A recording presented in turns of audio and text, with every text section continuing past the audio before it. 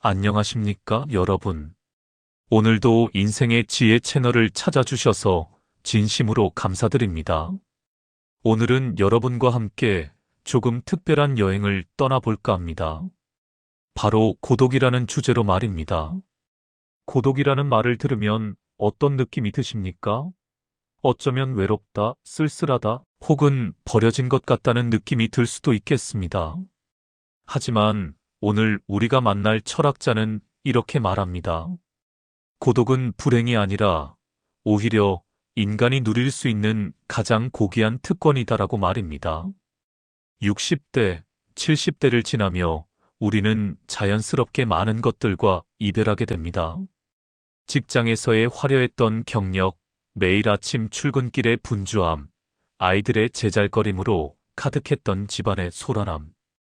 이 모든 것들이 하나씩 사라지면서 어느 순간 우리는 텅 빈 집에서 혹은 공원 벤치에서 말없이 시간을 보내는 자신을 발견하게 됩니다. 이때 우리는 묻게 됩니다. 나는 지금 무엇을 위해 살고 있는가? 이 고요함은 평화인가? 아니면 공허함인가? 오늘 우리가 만날 19세기 독일의 철학자 아르투어 쇼펜하우어는 평생을 고독 속에서 살았던 사람입니다. 그는 결혼하지 않았고 친구도 많지 않았으며 대부분의 시간을 책과 사색 속에서 보냈습니다.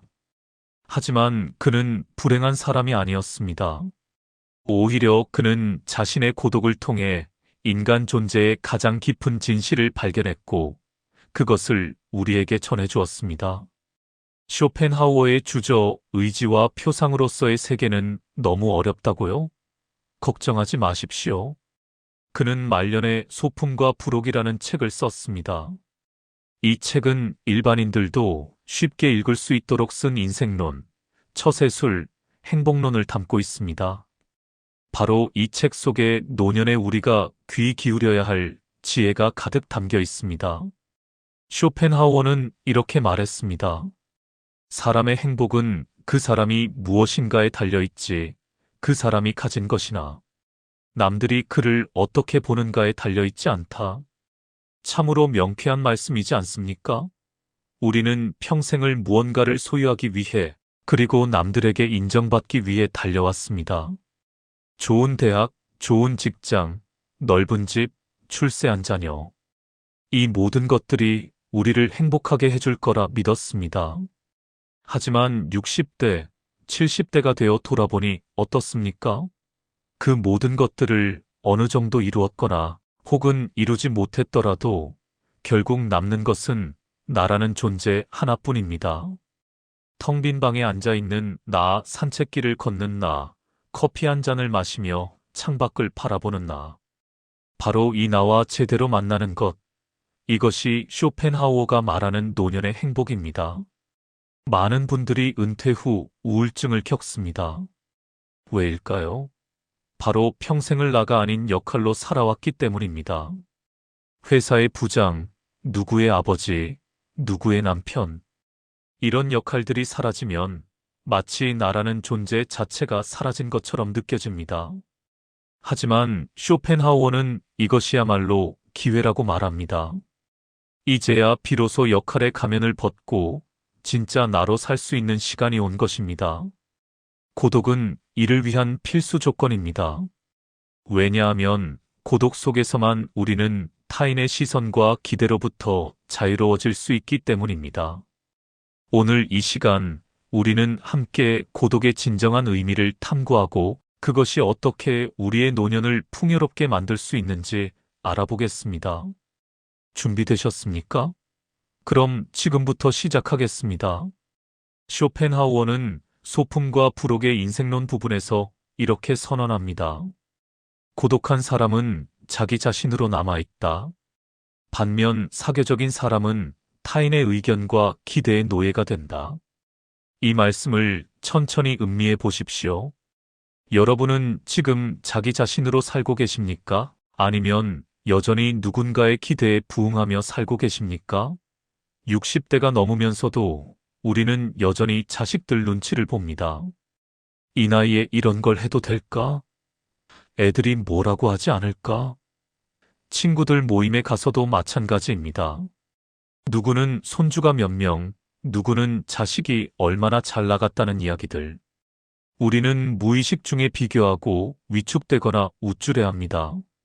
쇼펜하우어는 이것을 허영심의 굴레라고 불렀습니다.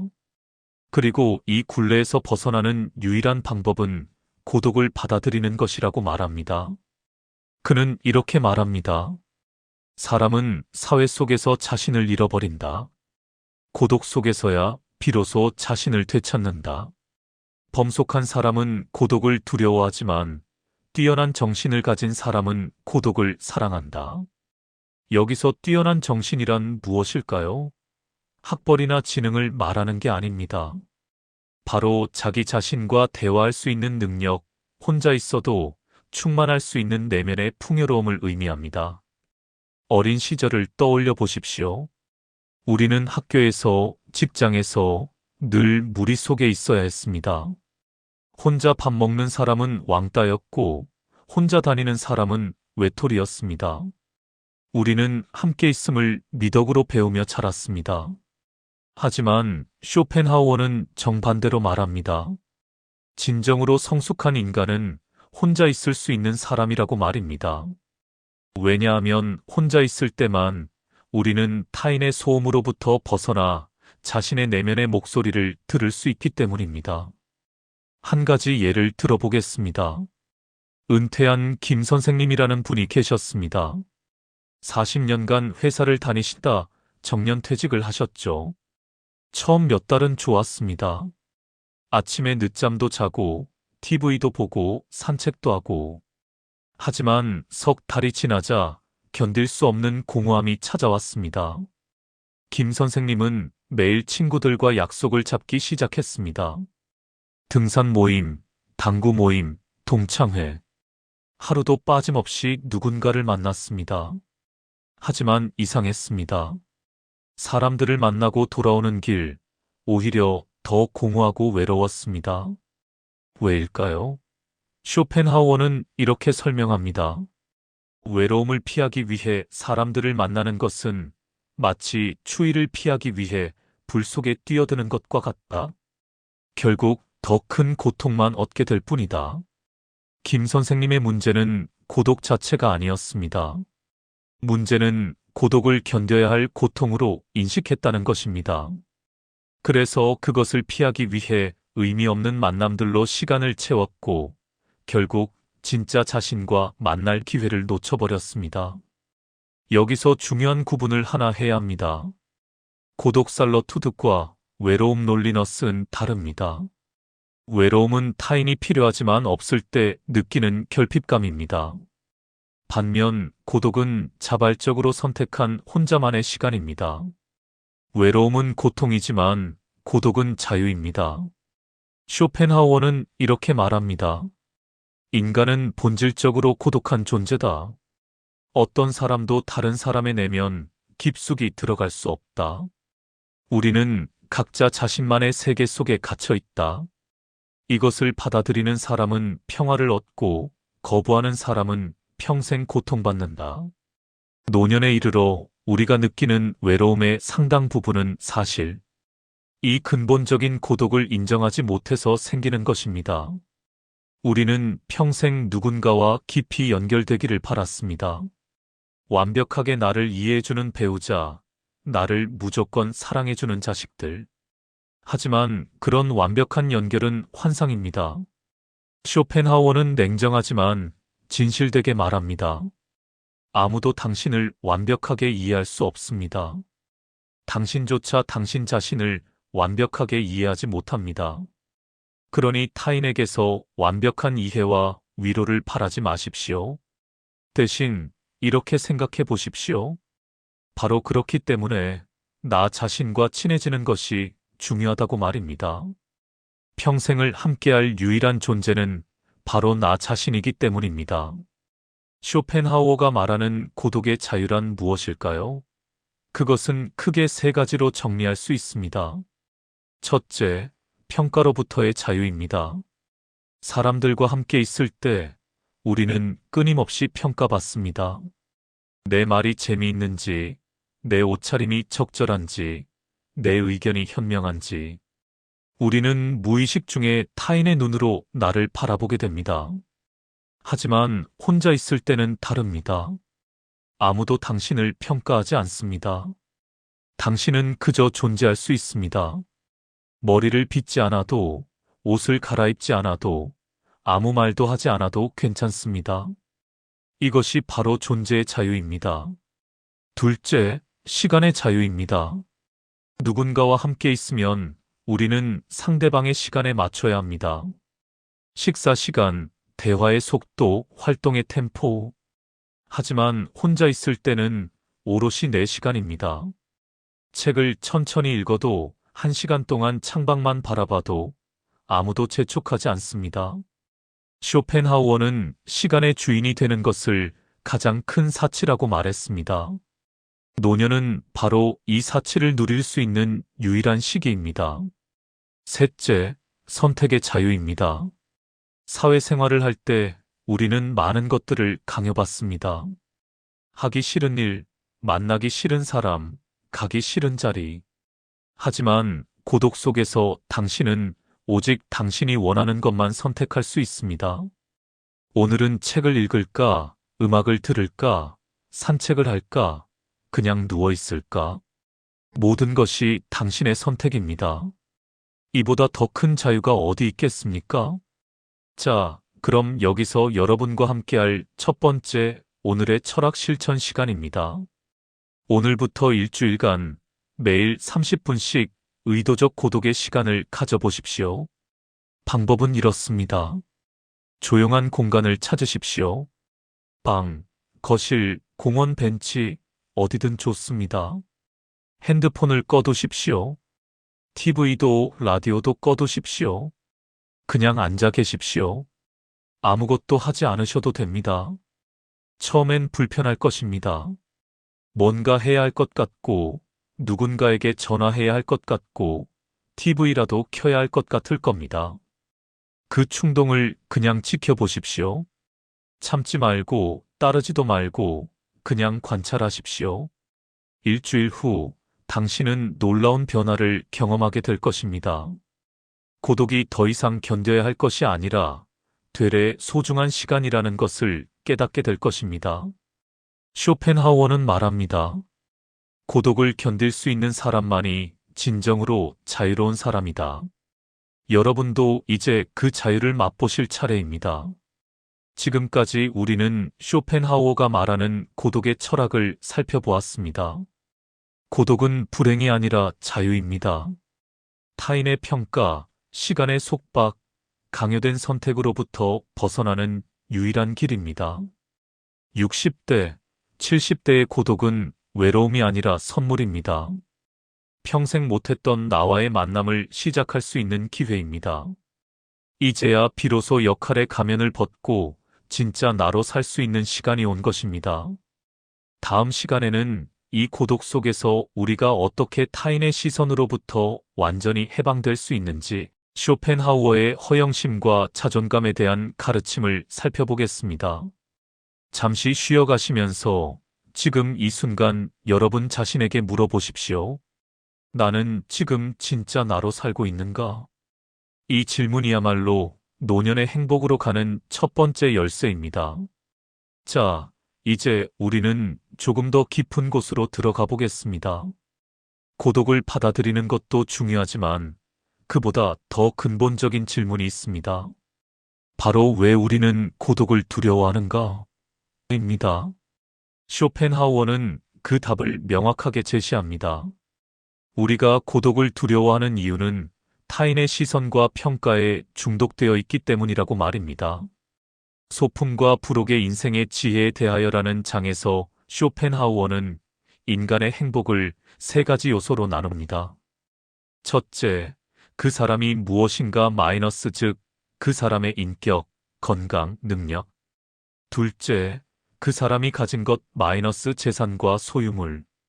셋째, 그 사람이 어떻게 보이는가 마이너스 명예와 타인의 평가. 그리고 그는 단호하게 말합니다. 첫 번째 요소가 압도적으로 중요하며 세 번째 요소는 가장 무가치하다고 말입니다. 하지만 아이러니하게도 대부분의 사람들은 세 번째에 가장 많은 에너지를 쏟습니다. 바로 여기에 불행의 근원이 있습니다. 여러분, 솔직해집시다. 60대가 넘어서도 우리는 여전히 남의 눈치를 봅니다. 동창회에 갈 때 어떤 옷을 입을지 고민합니다. 너무 초라해 보이면 안 되고, 그렇다고 너무 과하면 또 이상하게 볼까봐 걱정입니다. 친구들과 식사를 할 때도 마찬가지입니다. 누가 비싼 식당을 제안하면 부담스럽지만 거절하면 인색해 보일까봐 따라갑니다. 손주 이야기가 나오면 더 심각합니다. 누구 손주는 영재고 누구 손주는 해외에서 공부한다는 이야기들. 우리는 무의식 중에 비교하고 우리 손주 이야기를 조금 부풀리기도 합니다. 쇼펜하우어는 이것을 허영심 베너티라고 불렀습니다. 그리고 이것이야말로 인간을 가장 불행하게 만드는 감정이라고 말했습니다. 그는 이렇게 썼습니다.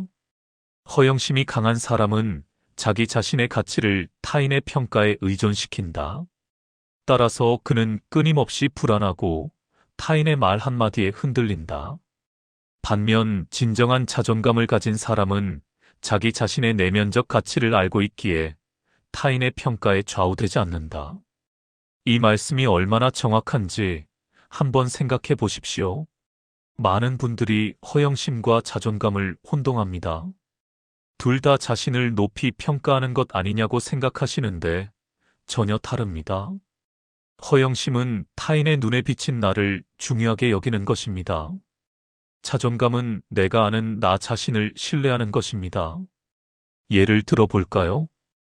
허영심이 강한 사람은 이렇게 생각합니다. 사람들이 나를 성공한 사람으로 봐야 해. 그래서 비싼 차를 사고 좋은 식당에서 밥을 사야 해. 사람들이 나를 무시하면 견딜 수 없어. 자존감이 높은 사람은 이렇게 생각합니다. 나는 평생 정직하게 살았고 가족을 잘 부양했어.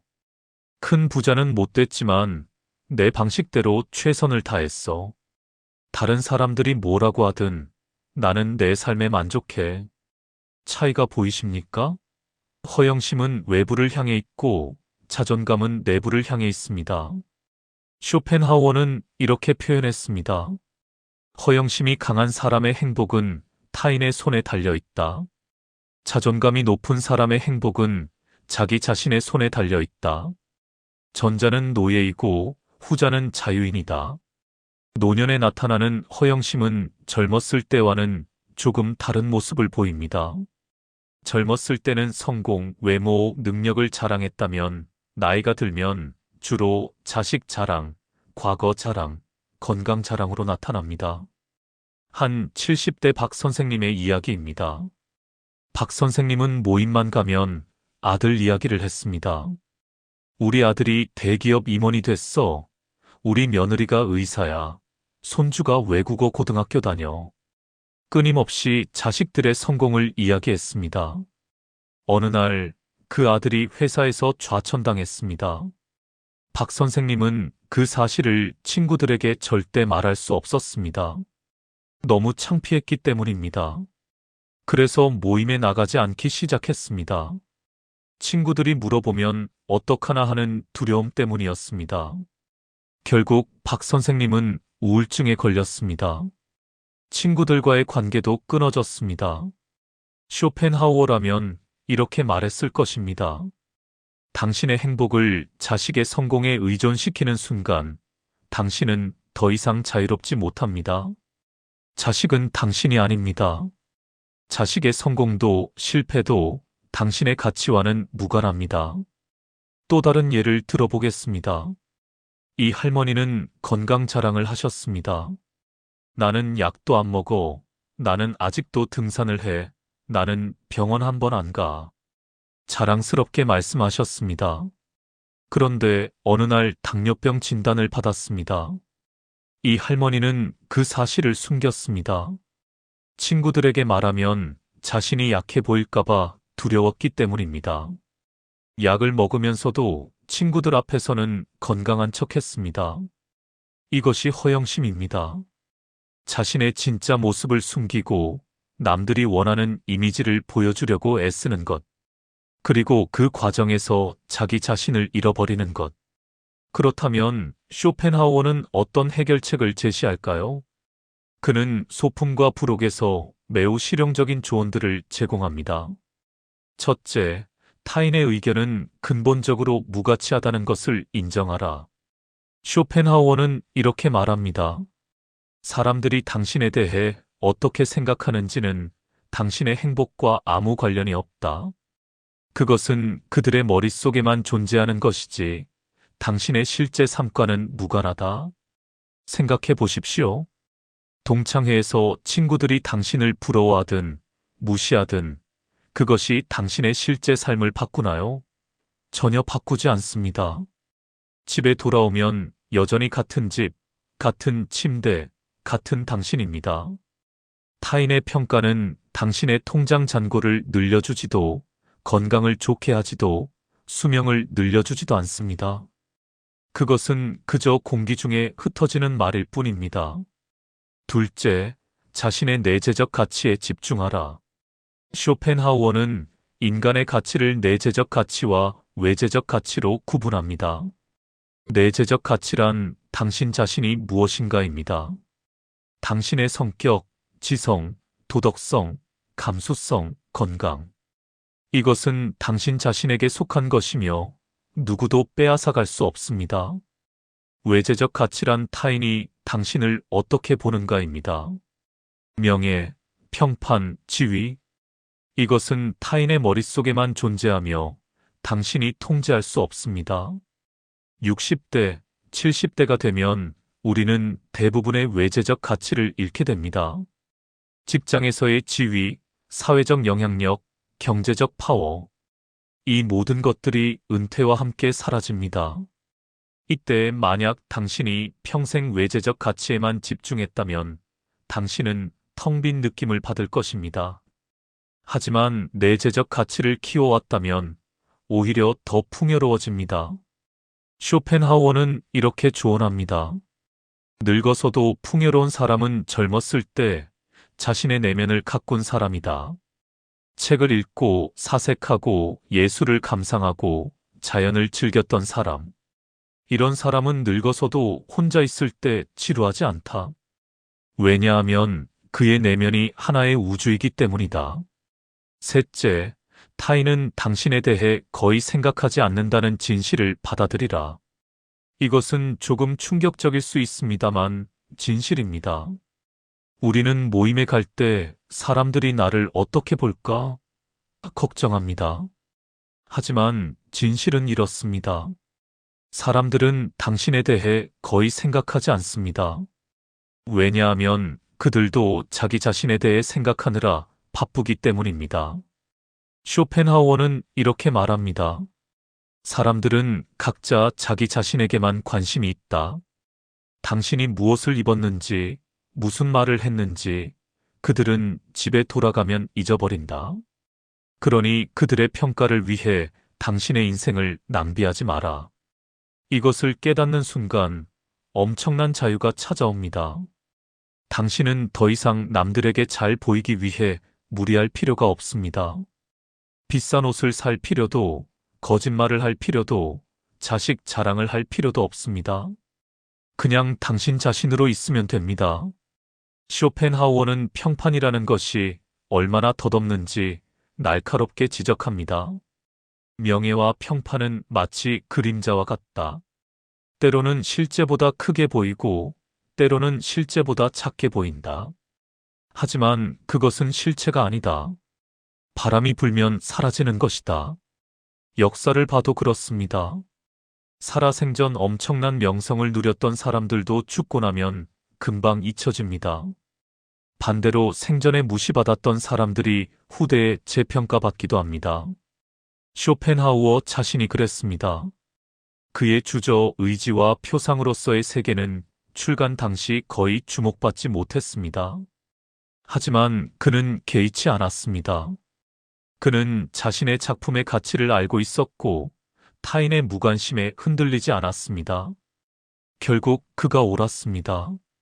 그의 철학은 후대에 엄청난 영향을 미쳤고 오늘날까지도 많은 사람들에게 위로와 지혜를 주고 있습니다. 자, 이제 두 번째 오늘의 철학 실천 시간입니다. 오늘 저녁 조용히 앉아서 자신에게 이렇게 물어보십시오. 질문 1. 나는 무엇 때문에 다른 사람들을 만나는가? 진심으로 그 사람들과 시간을 보내고 싶어서인가? 아니면 외롭지 않으려고 혹은 남들에게 보여주기 위해서인가? 질문 2. 지난 한 달간 내가 한 행동 중 순전히 남의 시선 때문에 한 것은 무엇인가? 정말 하고 싶지 않았지만 체면 때문에 한 일, 자랑하고 싶어서 과장했던 이야기, 부끄러워서 숨겼던 사실. 질문 3. 만약 아무도 나를 보지 않는다면 나는 어떻게 살고 싶은가? 어떤 옷을 입고 싶은가? 어떤 활동을 하고 싶은가? 어떤 사람이 되고 싶은가? 이 세 가지 질문에 정직하게 답해 보십시오. 종이에 적어보는 것도 좋습니다. 그리고 나서 이렇게 결심해 보십시오. 앞으로 한 달간 나는 타인의 시선을 의식하는 행동을 하나씩 줄여가겠다. 대신 내가 진짜 원하는 것, 진짜 나다운 행동을 하나씩 늘려가겠다. 작은 것부터 시작하십시오. 예를 들어, 동창회에서 자식 자랑 대신 정직하게 그냥 평범하게 잘 살고 있어라고 말하기. SNS에 과장된 글 올리지 않기. 친구들 앞에서 아는 척하지 않기. 모르는 것은 솔직히 나는 잘 모르겠어라고 말하기. 이런 작은 실천들이 쌓이면 놀라운 변화가 일어납니다. 당신은 점점 더 가벼워지고 자유로워지고 편안해집니다. 쇼펜하우어는 말합니다. 진정한 자존감은 타인과의 비교에서 오는 것이 아니다. 자기 자신과의 일치에서 온다. 무슨 뜻일까요? 진정한 자존감이란 내가 나 자신에 대해 가진 기준을 충족시켰을 때 느끼는 만족감입니다. 60대, 70대가 되어 돌아보십시오. 당신은 평생 최선을 다했습니다. 완벽하지 않았을지 모르지만 당신이 할 수 있는 최선을 다했습니다. 자식을 키우면서, 일하면서, 부모님을 모시면서, 배우자와 함께 살아가면서, 때로는 실수도 했고 후회되는 선택도 했지만 그 순간순간 당신은 최선을 다했습니다. 그것으로 충분합니다. 다른 사람과 비교할 필요가 없습니다. 누구는 더 성공했고, 누구는 더 많은 돈을 벌었고, 누구는 더 훌륭한 자식을 키웠다고요? 그게 무슨 상관입니까? 당신은 당신의 삶을 살았습니다. 그것이 전부입니다. 쇼펜하우어는 이렇게 말합니다. 현명한 사람은 남과 비교하지 않는다. 그는 오직 자기 자신의 기준으로 자신을 평가한다. 그리고 그 기준을 충족시켰을 때 그는 평화를 얻는다. 제가 아는 한 80대 할아버지 이야기로 이 파트를 마무리하겠습니다. 그분은 평생을 교사로 살아오셨습니다. 그리 화려한 이력은 아니었습니다. 교장까지 진급하지도 못했고 특별한 상도 받지 못했습니다. 은퇴 후 처음 몇 년은 힘들었다고 합니다. 친구들을 만나면 누구는 사업에 성공했고 누구는 자식이 잘 됐다는 이야기들. 그분은 늘 위축되었습니다. 그러다 75세쯤 되었을 때 그분은 쇼펜하우어의 책을 읽으셨습니다. 그리고 깨달았습니다. 아, 나는 평생을 남의 눈치를 보며 살았구나. 이제 그만해야겠다. 그 후로 그분은 변했습니다. 모임에 가서도 더 이상 비교하지 않았습니다. 자식 이야기가 나와도 그냥 웃으며 들었습니다. 누군가 자랑하면 진심으로 축하해 줬습니다. 그리고 자신의 시간을 자신이 좋아하는 것에 썼습니다. 책을 읽고 글을 쓰고 산책을 했습니다. 손주들과 진심으로 놀아주었습니다. 어느 날 제가 물었습니다. 요즘 행복하세요? 그분은 웃으며 대답하셨습니다. 이상하게도 아무것도 달라진 게 없는데 행복해졌어요. 집도 그대로, 돈도 그대로, 건강도 그대로인데 말이죠. 단 하나 달라진 게 있다면 이제는 남의 눈치를 안 본다는 거예요. 그랬더니 세상이 달라 보이더라고요. 이것이 바로 쇼펜하우어가 말하는 해방입니다. 타인의 시선이라는 감옥에서 벗어나는 순간 당신은 비로소 자유를 얻습니다. 그리고 그 자유 속에서 당신은 진정한 행복을 발견하게 됩니다. 우리는 지금까지 허영심과 자존감의 차이, 그리고 타인의 시선에서 해방되는 법을 살펴보았습니다. 쇼펜하우어의 가르침은 명확합니다. 타인의 평가는 무가치합니다. 그것은 당신의 실제 삶에 아무런 영향을 미치지 않습니다. 당신의 진정한 가치는 내면에 있습니다. 당신이 무엇을 가졌는가가 아니라 당신이 무엇인가가 중요합니다. 자유는 타인의 시선을 놓아버릴 때 찾아옵니다. 60대, 70대의 여러분, 이제 그만 남의 눈치를 보십시오. 당신은 이미 충분히 살았습니다. 충분히 노력했고, 충분히 희생했고, 충분히 잘 해냈습니다. 이제는 당신 자신을 위해 사는 시간입니다. 다음 시간에는 쇼펜하우어가 말하는 고통을 다스리는 법에 대해 알아보겠습니다. 욕망을 줄이고 내면을 채우는 구체적인 기술들을 함께 배워보겠습니다. 잠시 쉬어가시면서 오늘 배운 내용을 되새겨 보십시오. 나는 더 이상 타인의 평가에 내 행복을 맡기지 않는다. 이 한 문장을 마음속으로 되뇌어 보십시오. 그것이 자유의 시작입니다. 자, 이제 우리는 쇼펜하우어 철학의 핵심으로 들어갑니다. 바로 고통에 대한 이야기입니다. 쇼펜하우어는 인생을 이렇게 정의했습니다. 인생은 본질적으로 고통이다. 행복이란 고통이 잠시 멈춘 상태일 뿐이다. 처음 들으면 너무 비관적으로 들릴 수 있습니다. 하지만 60대, 70대를 살아온 여러분이라면 이 말의 진실을 알고 계실 겁니다. 우리는 평생 무언가를 추구하며 살아왔습니다. 좋은 학교, 좋은 직장, 좋은 배우자, 건강한 자식, 편안한 노후. 그리고 그것을 얻었을 때 잠깐 행복했습니다. 정말 잠깐이었습니다. 합격 통지서를 받았을 때, 승진 발표를 들었을 때, 손주가 태어났을 때, 그 순간은 행복했습니다. 하지만 그 행복은 얼마나 갔습니까? 며칠? 몇 주? 길어야 몇 달이었을 겁니다. 그리고 다시 일상으로 돌아왔습니다. 새로운 걱정, 새로운 욕망, 새로운 고통. 끝없는 반복이었습니다. 쇼펜하우어는 이것을 욕망의 수레바퀴라고 불렀습니다. 우리는 이 수레바퀴 위에서 평생을 뛰고 있지만 결코 목적지에 도착하지 못합니다. 하지만 그는 여기서 멈추지 않습니다. 그는 해결책도 제시합니다. 바로 욕망을 줄이고 내면을 채우는 기술입니다. 먼저 쇼펜하우어가 고통을 어떻게 설명하는지 살펴보겠습니다. 그는 의지와 표상으로서의 세계에서 이렇게 말합니다. 모든 욕망은 결핍에서 비롯된다. 결핍은 고통이다. 따라서 욕망 자체가 고통이다. 쉽게 설명하겠습니다. 배가 고프면 우리는 고통스럽습니다. 음식을 먹으면 고통이 사라집니다. 하지만 얼마 지나지 않아 다시 배가 고파집니다. 다시 고통이 시작됩니다. 이것은 모든 욕망에 적용됩니다. 외로우면 사람을 만나고 싶어집니다. 만나면 잠시 외로움이 사라집니다. 하지만 혼자 돌아오면 다시 외롭습니다. 돈이 부족하면 더 벌고 싶어집니다. 목표액을 달성하면 잠시 만족합니다. 하지만 곧 더 많은 돈이 필요해집니다.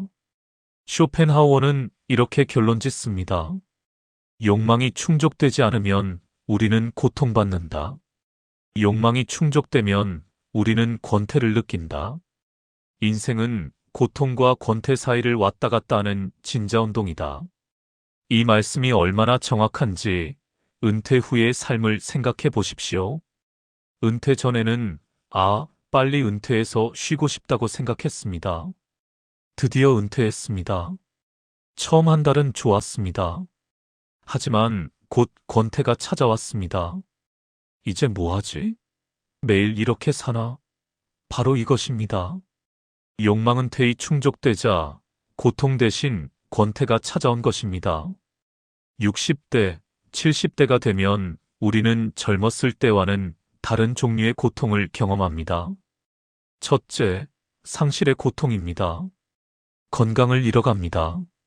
예전에는 하루 종일 걸어도 괜찮았는데 이제는 30분만 걸어도 무릎이 아픕니다. 눈도 침침해지고 귀도 잘 안 들립니다. 사랑하는 사람들을 잃어갑니다. 부모님이 돌아가시고 친구들이 하나둘 떠나갑니다. 동창회에 가면 빈자리가 점점 많아집니다. 지위와 역할을 잃어갑니다. 회사에서의 권한, 가정에서의 영향력. 예전에는 내 말 한마디에 사람들이 귀 기울였는데 이제는 아무도 내 의견을 물어보지 않습니다. 둘째, 무력감의 고통입니다. 몸이 말을 듣지 않습니다. 하고 싶은 게 있어도 체력이 따라주지 않습니다. 머리는 멀쩡한데 몸이 늙어가는 것을 지켜보는 것, 이것만큼 괴로운 것이 있을까요? 세상이 너무 빨리 변합니다. 스마트폰, 인터넷, AI. 젊은 사람들은 척척 다루는데 우리는 따라가기 벅찹니다. 시대에 뒤처진 것 같은 느낌, 이것도 큰 고통입니다. 셋째, 존재론적 공허함입니다. 나는 왜 사는가? 이 질문이 무겁게 다가옵니다. 젊었을 때는 바빠서 이런 질문을 할 시간이 없었습니다. 하지만 이제는 시간이 너무 많습니다. 그리고 이 질문이 계속 머릿속을 맴돕니다. 특히 배우자가 먼저 세상을 떠났다면 이 공허함은 더욱 깊어집니다. 나는 누구를 위해, 무엇을 위해 살아야 하는가? 그렇다면 쇼펜하우어는 이런 고통들에 어떻게 대처하라고 말할까요? 그의 첫 번째 처방은 간단명료합니다. 욕망을 줄여라. 소품과 부록에서 그는 이렇게 썼습니다. 행복의 공식은 간단하다. 행복 충족 욕망. 따라서 행복을 늘리는 방법은 두 가지다. 충족을 늘리거나 욕망을 줄이거나. 그런데 충족을 늘리는 것은 한계가 있고 어렵다. 반면 욕망을 줄이는 것은 우리 손에 달려 있고 확실하다. 이것은 수학 공식처럼 명확합니다. 예를 들어 볼까요? 당신의 현재 자산이 3억이라고 합시다. 당신은 10억을 원합니다. 행복도 3억, 10억, 30%. 불행합니다. 하지만 만약 당신이 욕망을 줄여서 3억이면 충분하다고 생각한다면 행복도 3억, 3억, 100%. 완전히 만족합니다. 자산은 하나도 늘지 않았는데 행복은 극대화되었습니다. 쇼펜하우어는 말합니다. 가난한 사람은 돈이 없는 사람이 아니라 더 많은 돈을 원하는 사람이다. 부자는 돈이 많은 사람이 아니라 지금 가진 것으로 만족하는 사람이다. 본론 3고통을 다스리는 법 욕망을 줄이고 내면을 채우는 기술. 파트 시작. 자, 이제 우리는 쇼펜하우어 철학의 핵심으로 들어갑니다. 바로 고통에 대한 이야기입니다. 쇼펜하우어는 인생을 이렇게 정의했습니다. 인생은 본질적으로 고통이다. 행복이란 고통이 잠시 멈춘 상태일 뿐이다. 처음 들으면 너무 비관적으로 들릴 수 있습니다. 하지만 60대, 70대를 살아온 여러분이라면 이 말의 진실을 알고 계실 겁니다. 우리는 평생 무언가를 추구하며 살아왔습니다. 좋은 학교, 좋은 직장, 좋은 배우자, 건강한 자식, 편안한 노후. 그리고 그것을 얻었을 때 잠깐 행복했습니다. 정말 잠깐이었습니다. 합격 통지서를 받았을 때, 승진 발표를 들었을 때, 손주가 태어났을 때, 그 순간은 행복했습니다. 하지만 그 행복은 얼마나 갔습니까? 며칠? 몇 주? 길어야 몇 달이었을 겁니다.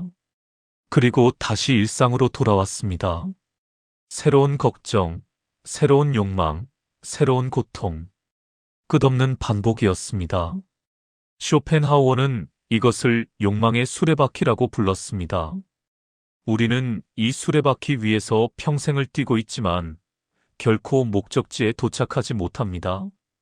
하지만 그는 여기서 멈추지 않습니다. 그는 해결책도 제시합니다. 바로 욕망을 줄이고 내면을 채우는 기술입니다. 쇼펜하우어의 고통 이론 마이너스 욕망과 충족의 메커니즘. 먼저 쇼펜하우어가 고통을 어떻게 설명하는지 살펴보겠습니다. 그는 의지와 표상으로서의 세계에서 이렇게 말합니다. 모든 욕망은 결핍에서 비롯된다. 결핍은 고통이다. 따라서 욕망 자체가 고통이다. 쉽게 설명하겠습니다. 배가 고프면 우리는 고통스럽습니다. 음식을 먹으면 고통이 사라집니다.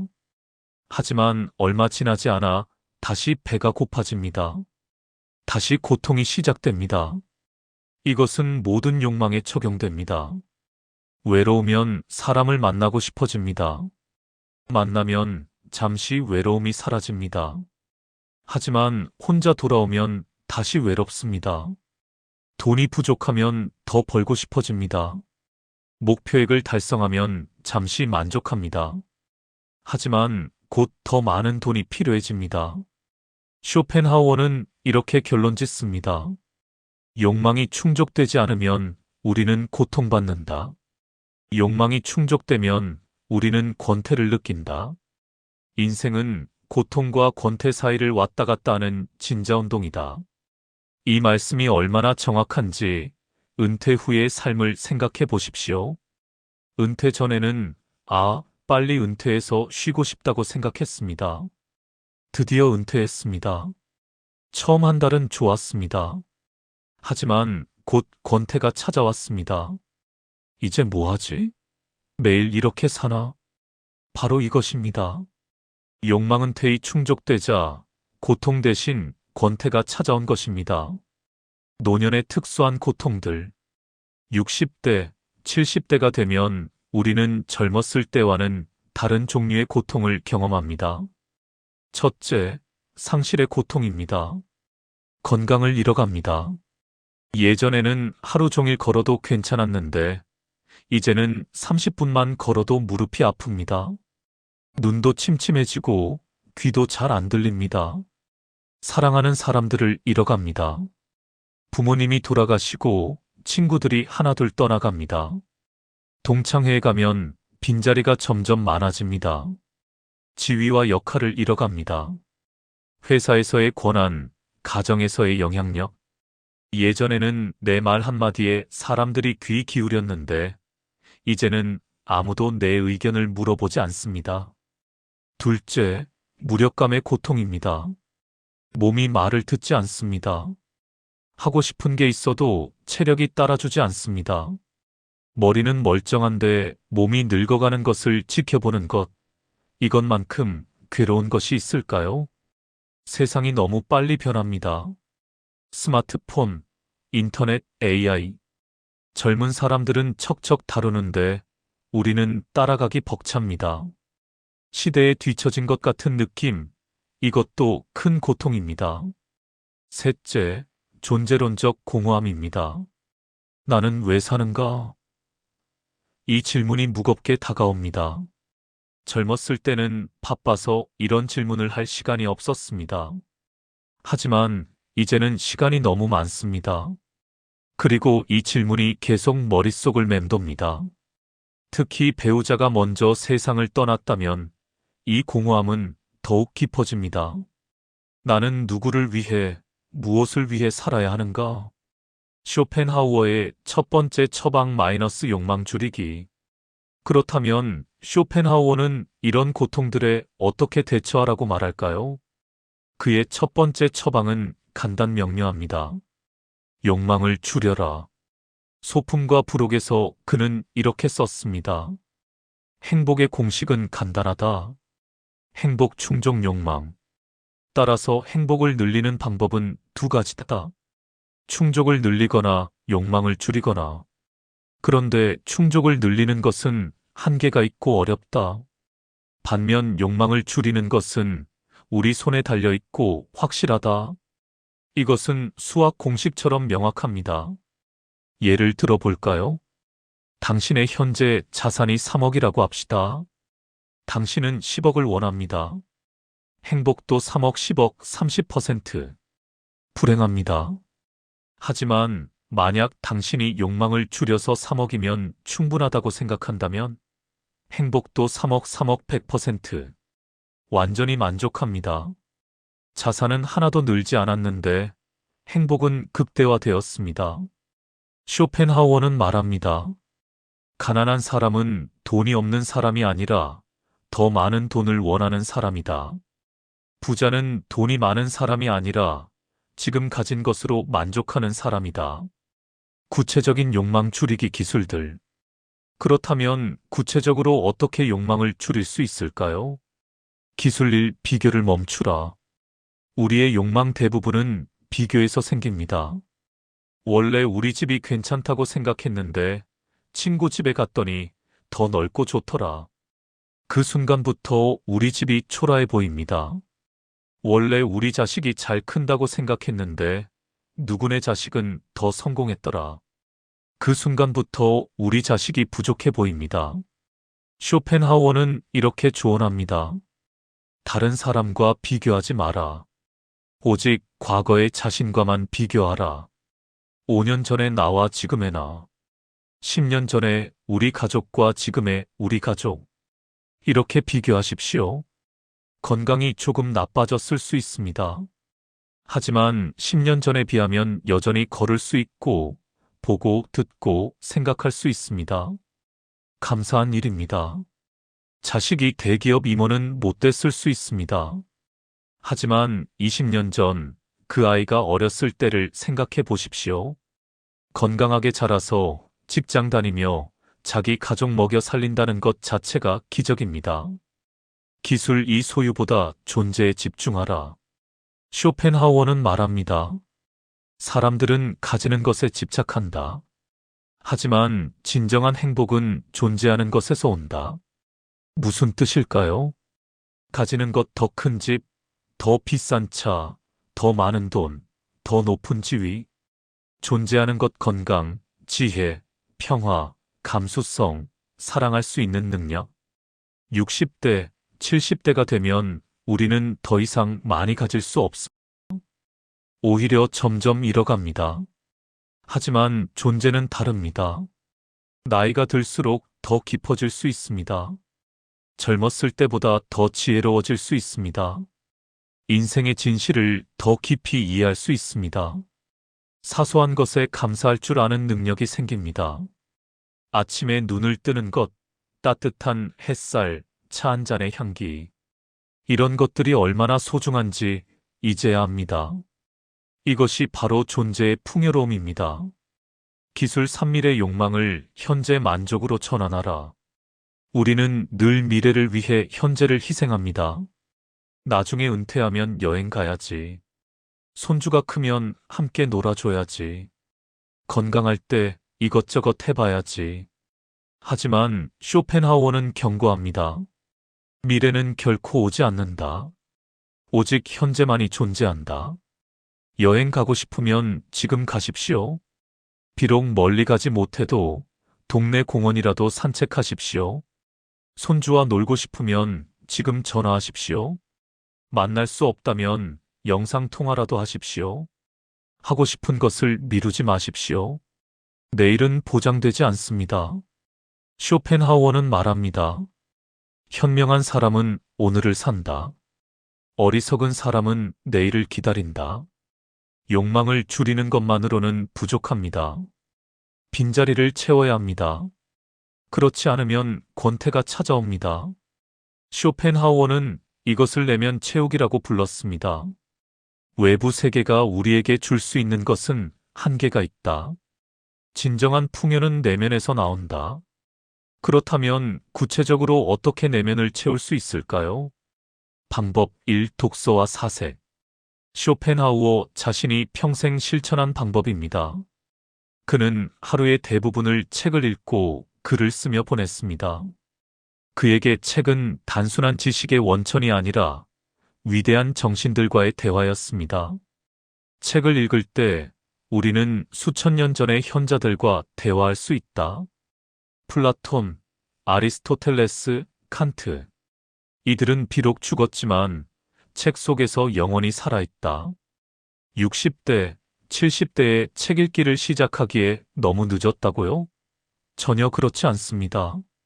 오히려 지금이 최적기입니다. 왜냐하면 이제야 비로소 인생을 제대로 이해할 수 있는 경험이 쌓였기 때문입니다. 젊었을 때 읽었던 책을 다시 읽어보십시오. 완전히 다르게 보일 것입니다. 그때는 이해하지 못했던 구절들이 이제는 가슴 깊이 와닿을 것입니다. 방법 2. 예술 감상. 쇼펜하우어는 음악을 특히 사랑했습니다. 음악은 고통으로부터의 일시적 해방이다. 음악을 듣는 동안 우리는 욕망을 잊는다. 순수한 관조의 상태에 들어간다. 클래식 음악이 어렵다고요? 처음부터 베토벤이나 바흐를 들을 필요는 없습니다. 좋아하는 옛날 가요를 들어도 좋습니다. 중요한 것은 의식적으로 듣는 것입니다. 그냥 배경음악으로 틀어놓지 말고 편안히 앉아서 오직 음악에만 집중하십시오. 10분이면 충분합니다. 그림도 마찬가지입니다. 미술관에 가서 한 작품 앞에 10분만 서 계십시오. 처음에는 무슨 의미인지 모르겠다가도 계속 보다 보면 뭔가 느껴집니다. 쇼펜하우어가 말한 순수한 관조의 순간입니다.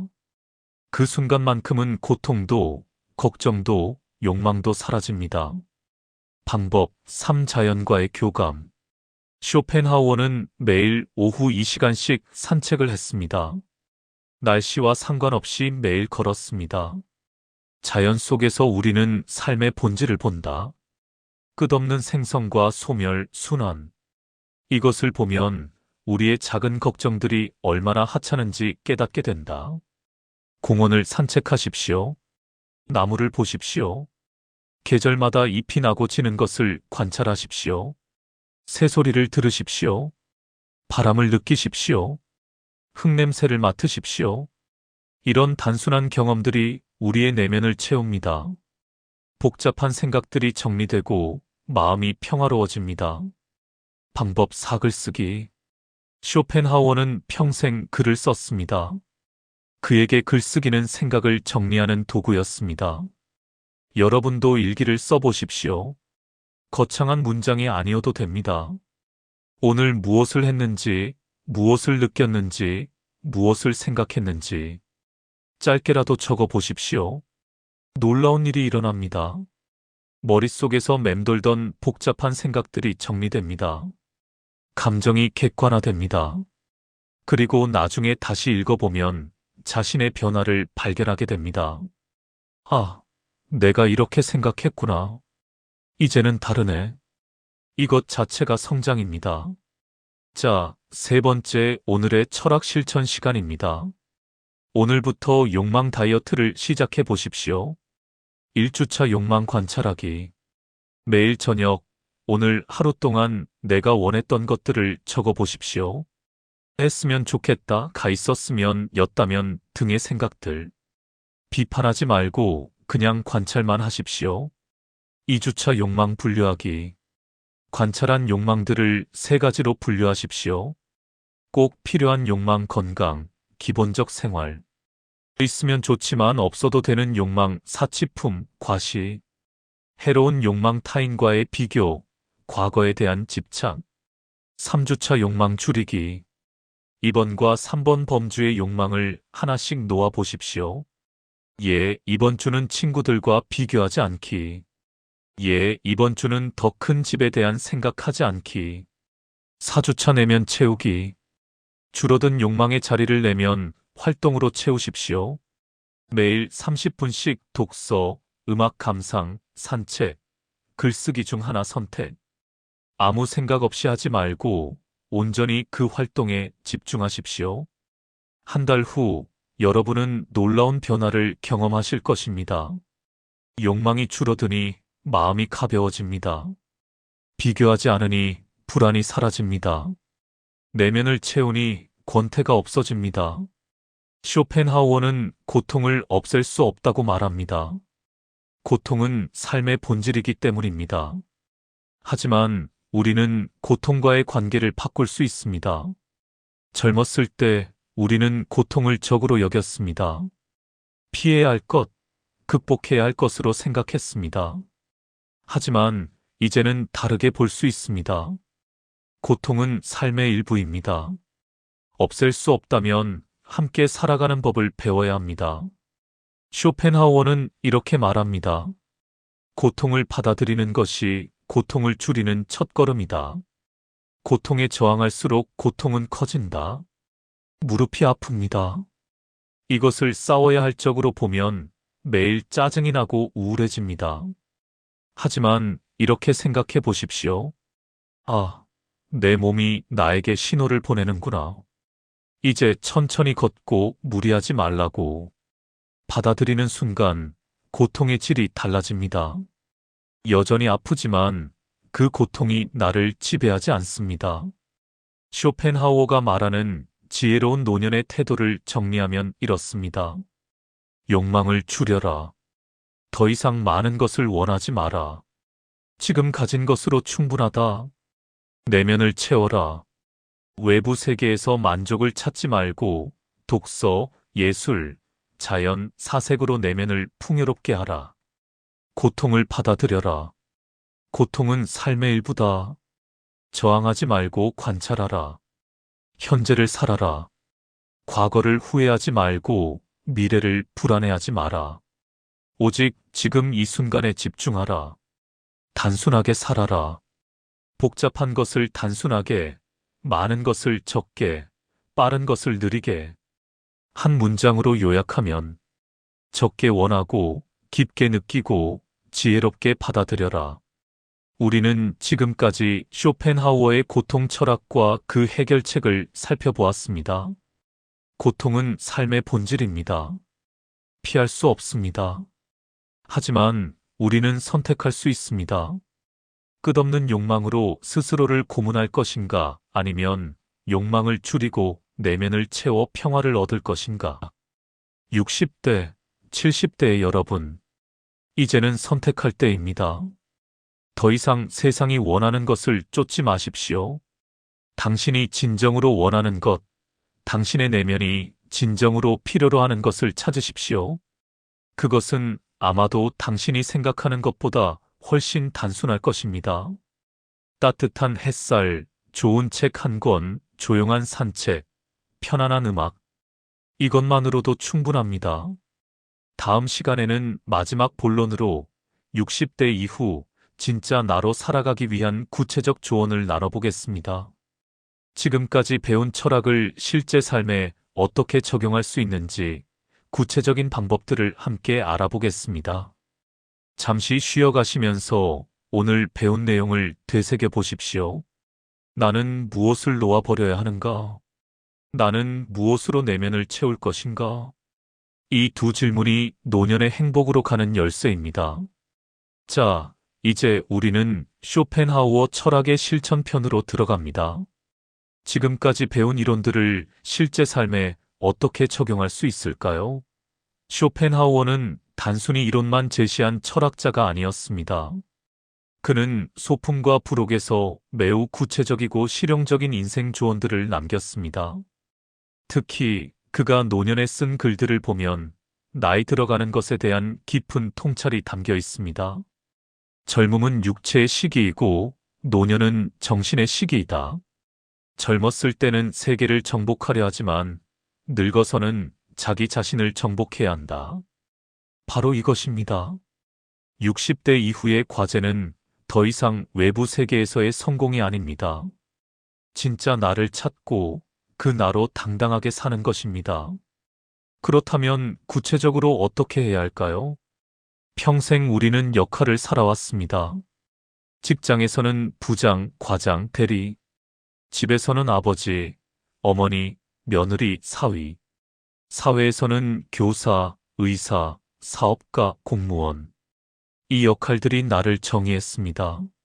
나는 회사의 부장이다. 나는 새 아이의 아버지다. 하지만 은퇴와 함께, 자녀들의 독립과 함께 이 역할들이 하나씩 사라집니다. 그때 우리는 패닉에 빠집니다. 이 역할이 사라지면 나는 누구인가? 쇼펜하우어는 이것을 오히려 축복이라고 말합니다. 역할은 가면이다. 가면을 쓰고 있는 한 당신은 진짜 당신을 만날 수 없다. 역할이 사라질 때 비로소 진짜 당신을 발견할 기회가 온다. 오늘 저녁 조용히 앉아서 자신에게 물어보십시오. 나는 누구인가? 이때 역할로 대답하지 마십시오. 나는 퇴직한 교사다 마이너스 X. 나는 두 아이의 아버지다 마이너스 X. 나는 전직 사업가다 마이너스 X 대신 이렇게 대답해 보십시오. 나는 책 읽기를 좋아하는 사람이다. 나는 산책할 때 행복한 사람이다. 나는 클래식 음악을 들으면 마음이 편안해지는 사람이다. 나는 손주들의 웃음소리를 듣는 것을 좋아하는 사람이다. 이것이 진짜 당신입니다. 역할이 아닌 본질로서의 당신입니다. 종이에 적어 보십시오. 나는 을을 좋아하는 사람이다. 최소 10가지 이상 적어 보십시오. 처음에는 어려울 수 있습니다. 평생 역할로만 살아왔기 때문에 진짜 내가 무엇을 좋아하는지 모를 수 있습니다. 괜찮습니다. 천천히 발견해가면 됩니다. 이것이 바로 노년의 여정입니다. 쇼펜하우어는 시간에 대해 이렇게 말했습니다. 자유인과 노예의 차이는 간단하다. 자유인은 자기 시간의 주인이고 노예는 타인의 시간표에 맞춰 산다.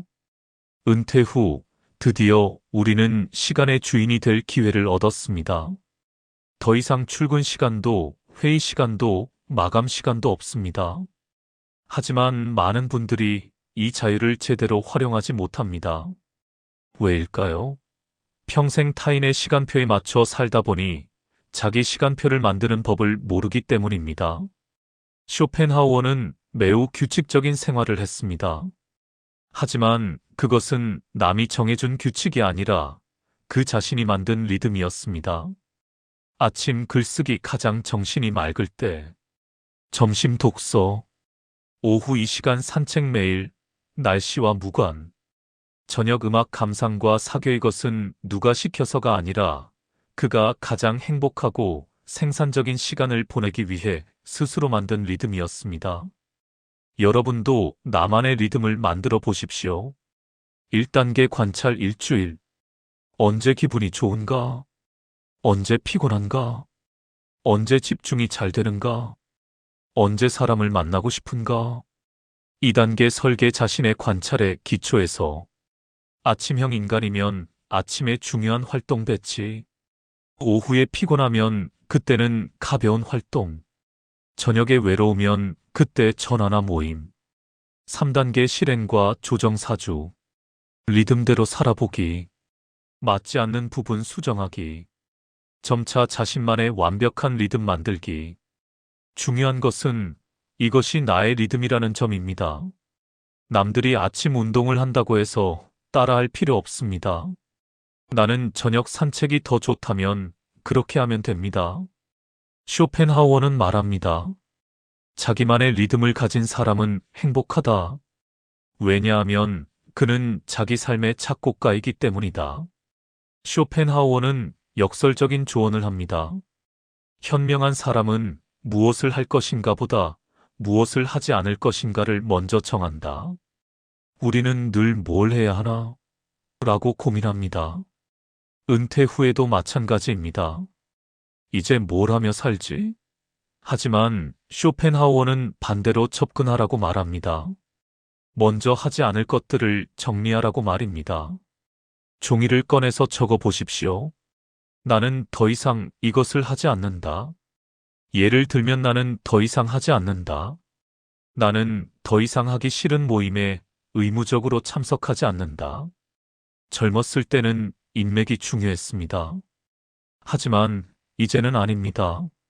진심으로 만나고 싶은 사람만 만나십시오. 나는 더 이상 남의 눈치를 보며 옷을 입지 않는다. 편한 옷을 입으십시오. 멋있어 보이려고 불편한 옷 입지 마십시오. 나는 더 이상 자식들의 삶에 간섭하지 않는다. 조언을 구하면 해주되, 그렇지 않으면 지켜보십시오. 그들의 인생은 그들의 것입니다. 나는 더 이상 과거의 실수를 후회하지 않는다. 이미 일어난 일입니다. 바꿀 수 없습니다. 후회보다는 그로부터 배운 것에 집중하십시오. 나는 더 이상 건강을 위해 맛없는 음식을 억지로 먹지 않는다. 물론 건강은 중요합니다. 하지만 균형이 필요합니다. 가끔은 좋아하는 음식을 먹으며 행복해하는 것도 건강입니다. 나는 더 이상 SNS에서 남들과 비교하지 않는다. SNS는 과장된 삶의 전시장입니다. 필요하다면 아예 계정을 삭제하십시오. 나는 더 이상 쓸데없는 뉴스로 하루를 시작하지 않는다. 아침에 일어나자마자 뉴스를 보면 하루가 무거워집니다. 대신 창밖을 보거나 음악을 들으십시오. 쇼펜하우어는 말합니다. 인생에서 무엇을 빼는가가 무엇을 더하는가보다 중요하다. 독을 빼야 건강해지듯 쓸데없는 것들을 빼야 행복해진다.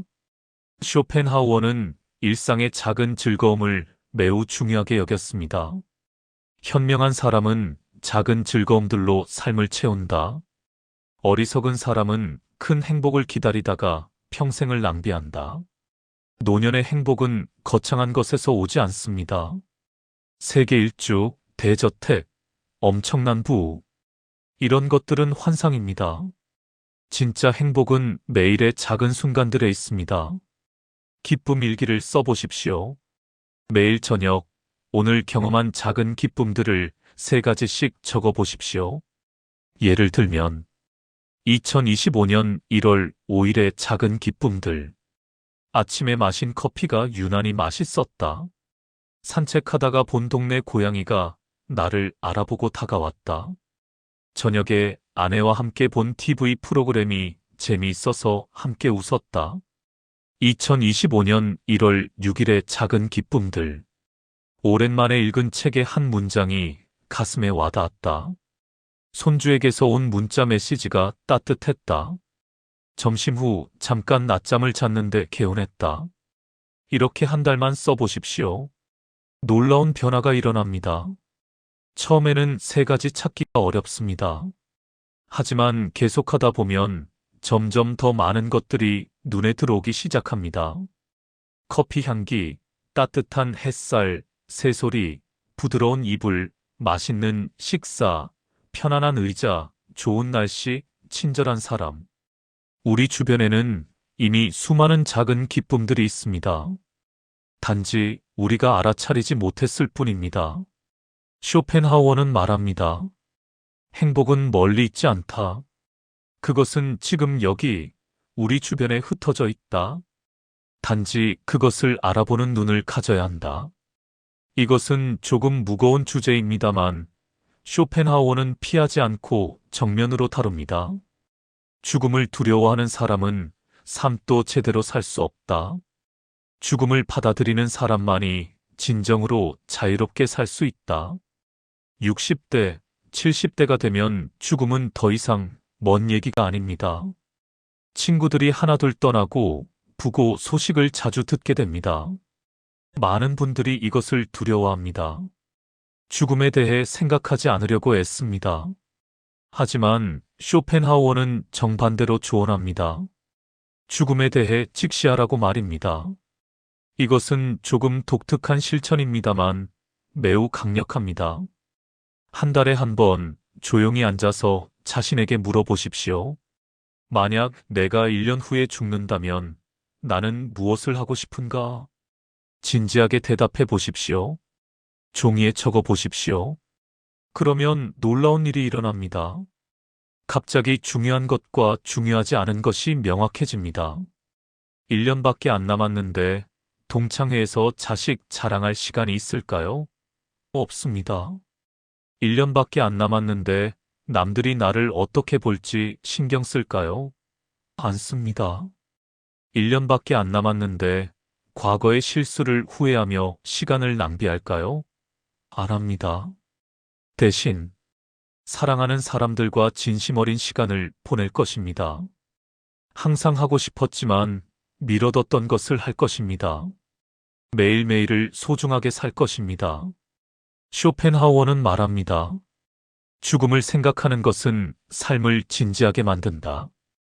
우리에게 주어진 시간이 유한하다는 것을 깨달을 때 우리는 비로소 그 시간을 낭비하지 않게 된다. 그리고 그는 이렇게 위로합니다. 죽음은 끝이 아니라 회귀이다. 우리는 태어나기 전에도 존재하지 않았다. 그때 우리는 고통받지 않았다. 죽음 후에도 마찬가지일 것이다. 두려워할 이유가 없다. 쇼펜하우어는 재산과 유산에 대해서도 명확한 입장을 가지고 있었습니다. 현명한 사람은 재산을 정리하되 그것에 집착하지 않는다. 재산은 도구일 뿐 목적이 아니다. 많은 노년층이 재산 문제로 고민합니다. 자식들에게 어떻게 나눠줄까? 언제 줄까? 얼마나 줄까?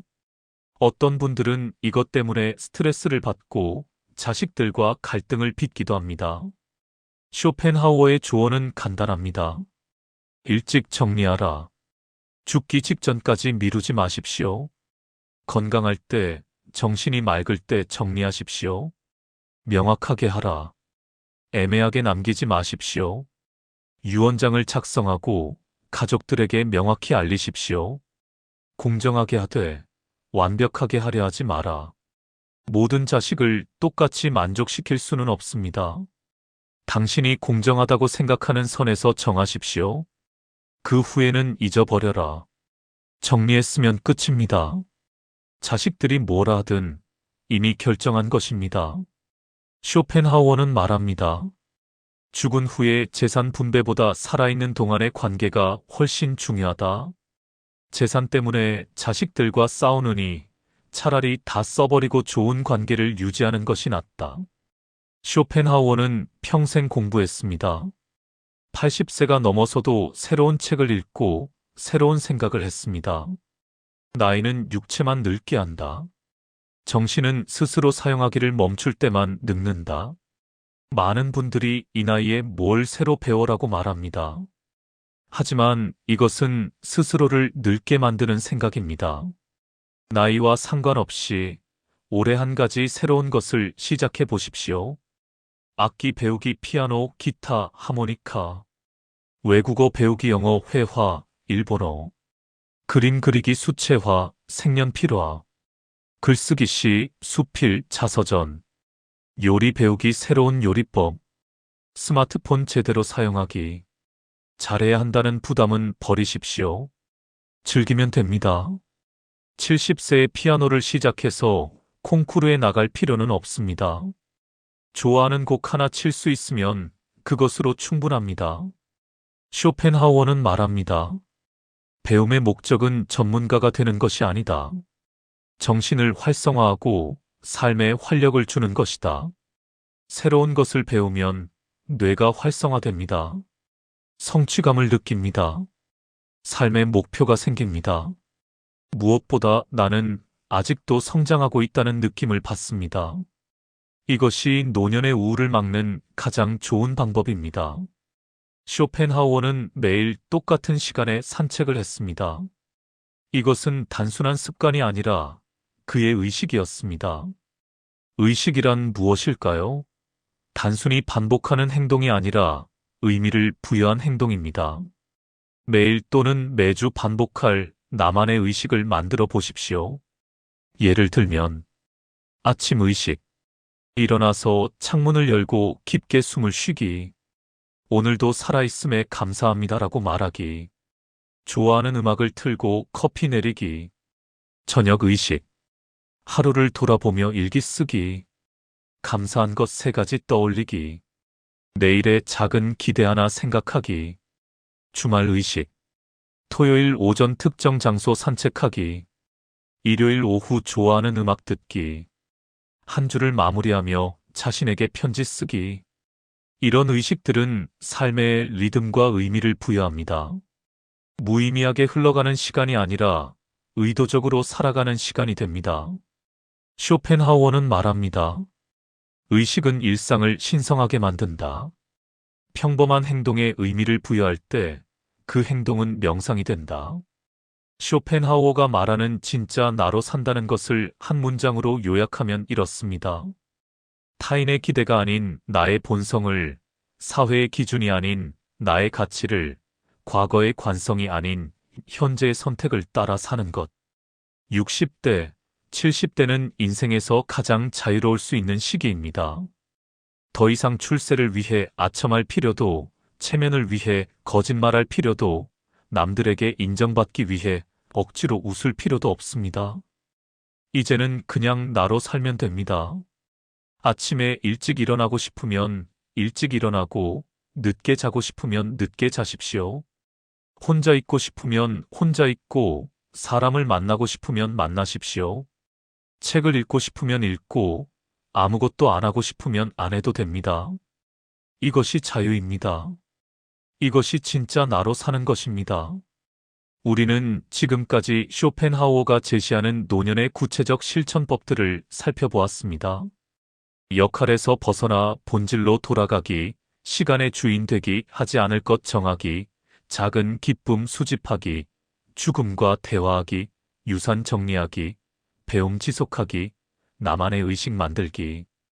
이 모든 것들의 공통점은 무엇일까요? 바로 의도성입니다. 무의식적으로 흘러가는 삶이 아니라 의식적으로 선택하는 삶입니다. 쇼펜하우어는 말합니다. 대부분의 사람들은 살아가는 것이 아니라 사라지는 것이다. 현명한 사람은 자기 인생의 작가가 된다. 60대, 70대의 여러분, 이제 당신 인생의 작가가 되십시오. 더 이상 남이 쓴 각본을 따라 살지 마십시오. 당신만의 이야기를 쓰십시오. 그것이 비록 평범한 이야기라도 괜찮습니다. 중요한 것은 그것이 당신의 이야기라는 것입니다. 다음 시간에는 마지막 결론으로 쇼펜하우어가 우리에게 건네는 마지막 위로를 함께 나누겠습니다. 잠시 쉬어가시면서 오늘 배운 내용을 되새겨 보십시오. 나는 지금부터 진짜 나로 살겠다. 이 한 문장이 당신 인생의 새로운 시작입니다.